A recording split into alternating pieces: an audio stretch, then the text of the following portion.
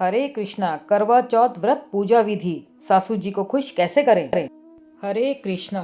आप सभी को करवा चौथ की बहुत बहुत शुभकामनाएं। मैं आज आपको करवा चौथ की संपूर्ण विधि बताऊंगी।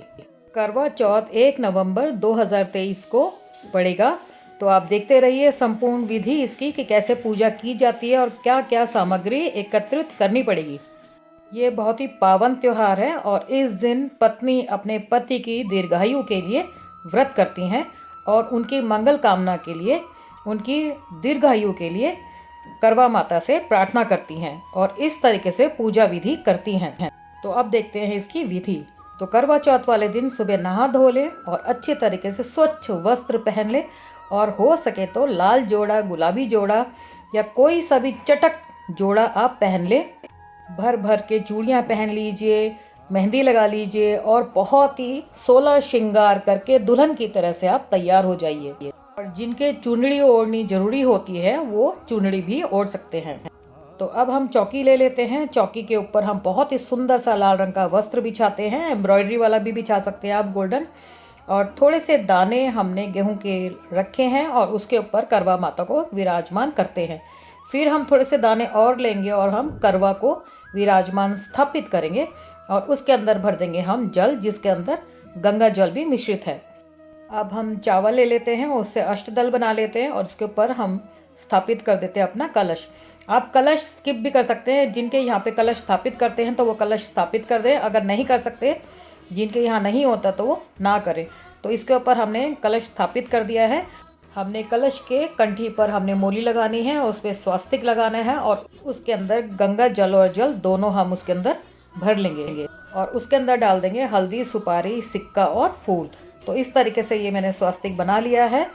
इसको हम आम के पत्तों से सजा लेंगे, लेकिन इस समय मेरे पास आम के पत्ते नहीं थे तो मैंने कलश को ऐसे ही रखा है और उसके ऊपर मैंने रख दी है मिष्ठान। आप इसके ऊपर चावल भी रख सकते हैं या आप गेहूँ भी रख सकते हैं। और गेहूँ रखने के बाद इसके ऊपर आप ये देखिए मैंने गेहूँ रख दिए हैं और हम करवे के ऊपर भी रख देते हैं बताशे मिठाई के तौर पर। और जो इसकी सूंडी है, जो इसकी नली है, उसको हम बंद कर देंगे रुई से और इसका मुंह कर देंगे हम करवा माता की तरफ। अब हम करवे पे भी मोली बांधेंगे और उसको भी टीका करेंगे। रुई और तिल्ली से हम इसके मुंह को, इसकी नली को बंद कर देंगे और उसके बाद इसके अंदर भर देंगे जल, जिसके अंदर गंगा जल हमने पहले ही डाल दिया था। और एक और लेंगे करवा, जो ये खांड करवा है, इसके अंदर हमने खील भर दिए हैं और इसके ऊपर रख देंगे हम बताशा। हमने थोड़े से गेहूं रख दिए हैं और इसके ऊपर हम स्थापित कर देंगे अपना खांड का करवा। कई कई जगह 2 मिट्टी के करवे होते हैं और कई जगह 1 खांड करवा होता है और 1 मिट्टी का करवा होता है। अब हमने लिया और ये दुपट्टे से हमने माता का श्रृंगार किया, माता को अर्पण किया हमने चुनरी और माता का श्रृंगार करेंगे अब हम।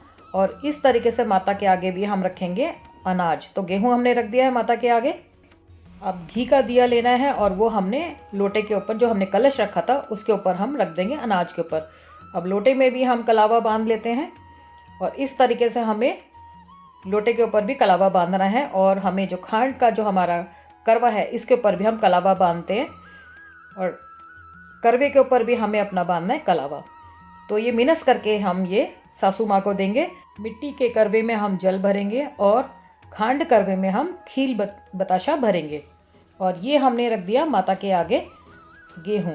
जो अनाज हम रखेंगे माता के आगे वो। और सबसे ज़रूरी है शिव जी, पार्वती जी और गणेश जी की ये मूर्ति आप स्थापित कर सकते हैं या उनकी कोई फ़ोटो हो तो आप वो भी रख सकते हैं, क्योंकि हमने सुहाग का वरदान जो मांगना है हमने पार्वती मैया से मांगना है, करवा चौथ माता से मांगना है।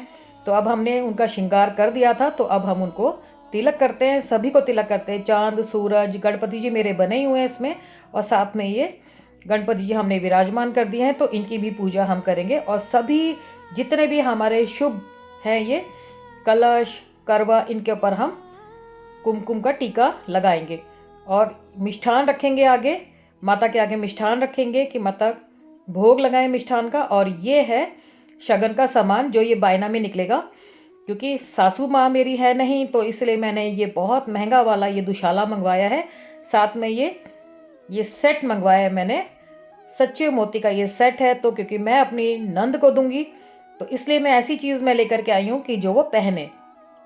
श्रृंगार के सामान के लिए मैंने सिर्फ शगन का रखा है, क्योंकि आपको पता ही है आजकल श्रृंगार कोई भी नहीं यूज़ करते हैं तो सारे मैक के, लॉरियल के, इस टाइप के श्रृंगार का सामान यूज़ करते हैं, तो वो उनको पैसे दे देंगे, वो अपने तरीके से खरीद लेंगे। तो हमने यह फूलों से उनको सुसज्जित कर दिया, हर एक को कलश के आगे, माता के आगे, मिष्ठान के आगे, और ये जो हमने अनाज रखे थे उनके आगे भी हम रख देंगे। तो ये देखिए, यहाँ पे आप अपनी श्रद्धा अनुसार भी दे सकते हैं, आप श्रृंगार का सामान भी ला के दे सकते हैं अपनी नंद को, सास को, अपने श्रद्धा के अनुसार। तो मेरी तो सास नहीं है, इसलिए मैंने ये सच्चे मोती का मैंने सेट रखा है, और साथ में श्रृंगार का मैंने शगन का सामान रखा है, और ये दुशाला रखा है मैंने उनके लिए। अब ये बायने के लिए मैंने निकाल दिए हैं पैसे, और ये माता को चढ़ाने के लिए निकाल दिए मैंने पैसे, मतलब शगन मैंने निकाल दिया है। और इस तरीके से जब हमें करवा फेरना पड़ेगा, तो इस तरीके से हम करवा फेरेंगे कथा सुनने के बाद, कहानी सुनने के बाद। एक माता का करवा और एक हमारा करवा। वैसे तो हमारे यहाँ बहुत सारी औरतें मिलकर के थाली फेरती हैं, लेकिन अगर आप अकेले हैं तो चिंता की कोई बात नहीं है, आप पार्वती मैया के साथ ये फेर सकते हैं करवा। तो आप ये 2 करवे इस तरीके से रख लीजिए, एक मिट्टी का करवा और एक ये खांड करवा। अगर आपको खांड करवा कहीं नहीं मिलता तो आप 2 मिट्टी के करवे लेकर के भी आप इस तरीके से फेर सकते हैं। तो ये मैंने माता रानी को भी श्रृंगार कर दिया, टीका लगा दिया उनको। अब ये चंदन का टीका लगाऊंगी मैं शिवजी जी महाराज को और गणपति जी महाराज को। तो इनको भी पूजना बहुत ज़रूरी है, और इस तरीके से हम अपनी पूजा विधि हम करनी शुरू करेंगे। तो ये देखिए, मैंने माता का करवा इस तरफ रख दिया और अपना करवा उस तरफ रख दिया। अब इनको भी मिनस करके साइड में मैं रख देती हूँ, और जितना भी ये सारे सामान है ये सब मैं मिनस के रख देती हूँ। तो दुपट्टे से अपने जो हमने साड़ी पहनी है उसके आंचल से पूरी अच्छी तरह से इनको वार फेर करके करना है। और जो माता के सिंदूर लगाया था हमने 7 बार सिंदूर लगाया था, तो 5 बार वापस लेना है और 2 बार माता के ऊपर उधार रख देना है। अगर आप 5 बार लगाते हो तो आप 3 बार ले लो वापस और 2 बार माता के ऊपर उधार रख दो, जिससे माता के ऊपर आपका उधार रहेगा कि माता आपके सुहाग की रक्षा हमेशा करती रहेंगी। और इस तरीके से दीप जला करके, प्रज्वलित करके आप कथा सुन सकते हैं, उनकी पूजा कर सकते हैं। तो इस तरीके से आपने जो भी आपने ये सारा सामान लिया है, तो अपने हाथ में आप खील ले लीजिए या गेहूं ले लीजिए या चावल ले लीजिए, और इनको हाथ में रख कर साथ में फूल रख करके आप कथा सुनेंगे। तो कथा मैंने आपको डाली दी है, पिछले वीडियो में मैंने आपको बहुत सारी कथाएं डाली है, अभी भी मैंने डाली है 3 पौराणिक कथाएं डाली हैं, आप ज़रूर पढ़िए। वो बहुत ही मेरे को भी बहुत इंटरेस्टिंग लगी और नई लगी, तो मैंने डाल दी हैं। तो इस तरीके से पूरी कथा कहानी सुननी है और ऐसे मिनसना है। फिर पूरा बायना मिनसने के बाद आप इस बायने को अपनी सासू माँ को देंगे, और जो ये आपने कहानी सुनते समय जो आपने ये चावल, गेहूं या खील कुछ भी लिया है, इसको आप पल्ले में बांध लेंगे। क्योंकि आपने अभी जो ये कलश का जो जल है वो आपने सूरज जी को अर्पण करना है, और उसके बाद करवे का जल आपने चंद्रमा के समय में अर्पण करना है, और इस तरीके से अर्पण करना है और उनसे आशीर्वाद मांगना है कि सदैव आप बनाए रखना मेरे सुहाग को। तो इस तरीके से ये हमने पूजा अपनी संपन्न कर ली है। हमें गणेश जी को अलग से स्थापित करने की जरूरत नहीं है, क्योंकि गणेश जी हमारे पास हमारे करवा माता की फ़ोटो में भी हैं और साथ में हमने मूर्ति भी रख दी है। तो इस तरीके से हमने संपन्न किया। और आप अपनी सासू माँ को या अपनी नंद को, बड़ी नंद को, आप कुछ भी अपने श्रद्धा अनुसार आप दे सकते हैं। और अगर आपके नंद नहीं है या आपके सास नहीं है तो आप ये मंदिर में जाकर के किसी पंडिताइन को भी आप दे सकते हैं। पंडिताइन ना हो तो आपके अड़ोस पड़ोस में कोई भी हो, कोई पंडित हो, कोई ब्राह्मण हो, तो आप उसको भी आप दे सकते हैं। तो इस तरीके से हमारी जो करवा की जो विधि है, वो पूजा विधि वो संपूर्ण हुई। आप इसी तरीके से अपने करवा की पूजा कीजिए। कोई जो बहुत अकेला रहता है और जिसको बिल्कुल भी नियम कुछ नहीं पता कि कैसे पूजा करनी है, तो आप इस तरीके से पूजा कर सकते हैं। बहुत ही सरल विधि है, इसमें कहीं पर भी कोई ऐसा नहीं है कि बहुत ही मुश्किल है। और अपनी सासू जी को और अपनी नंद को अच्छे से अच्छा बायना निकालने की कोशिश कीजिए, क्योंकि वह आपके पतिदेव की प्यारी प्यारी माँ हैं, बहन हैं, तो वो आपकी भी बहुत प्यारी हैं। तो अच्छे से अच्छा उनको निकालने की कोशिश कीजिए बायने में, और ज़्यादा से ज़्यादा देने की कोशिश करिए, क्योंकि इस समय तो बहुत ज़्यादा आशीर्वाद लेने की ज़रूरत होती है। क्योंकि साल में एक ही त्यौहार आता है ये, कि जब आप इस तरीके से उनको धन्यवाद कह सकते हैं उनके बेटे के लिए, कि हम देखिए आपके बेटे के लिए व्रत रख रहे हैं, उसकी लंबी आयु के लिए व्रत रख रहे हैं, तो वो कितनी खुश होंगी। तो आप जितने ज़्यादा से ज़्यादा हो सकता है उनको निकालिए।